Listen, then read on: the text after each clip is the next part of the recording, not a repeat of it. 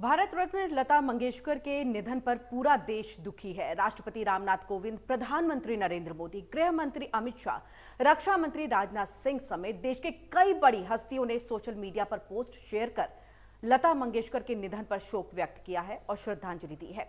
प्रधानमंत्री ने कहा, उनकी पीड़ा शब्दों से परे है। दयालु और देखभाल करने वाली लता दीदी हमें छोड़कर चली गई। वे हमारे देश में एक खालीपन सा छोड़ गई हैं जिसे भरा नहीं जा सकता। आने वाली पीढ़ियां उन्हें भारतीय संस्कृति के दिग्गज के रूप में याद रखेंगी।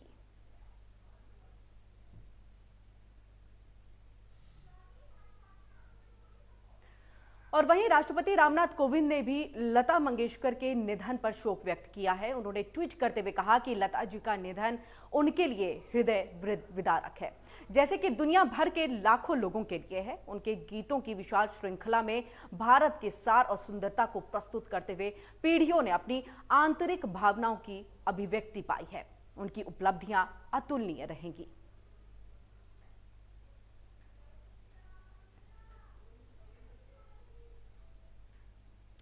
तो वही कांग्रेस नेता राहुल गांधी ने भी लता मंगेशकर के निधन पर ट्वीट किया है और अपनी संवेदनाएं व्यक्त की हैं। राहुल गांधी ने कहा कि लता जी के निधन पर दुखद समाचार प्राप्त हुआ। वे कई दशकों तक भारत की सबसे प्रिय आवाज बनी रही हैं। उनकी सुरीली आवाज अमर है और उनके प्रशंसकों के दिलों में गूंजती रहेगी। उनकी लता जी के परिवार, दोस्तों और प्रशंसकों के प्रति संवेदना है।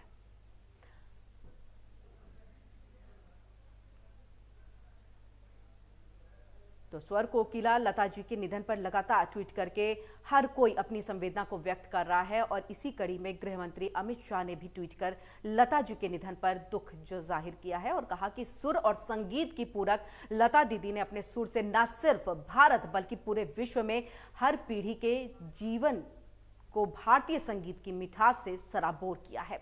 संगीत जगत में उनके योगदान को शब्दों में पिरो पाना असंभव है और उनका निधन एक बड़ी व्यक्तिगत क्षति है।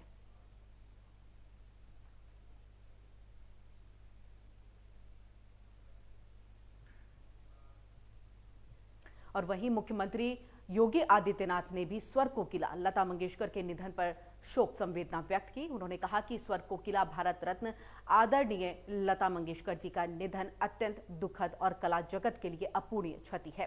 प्रभु श्री राम से प्रार्थना है कि दिवंगत पुण्यात्मा को अपने श्री चरणों में स्थान और शोकाकुल परिजनों, उनके प्रशंसकों को ये दुख सहने की शक्ति प्रदान करें।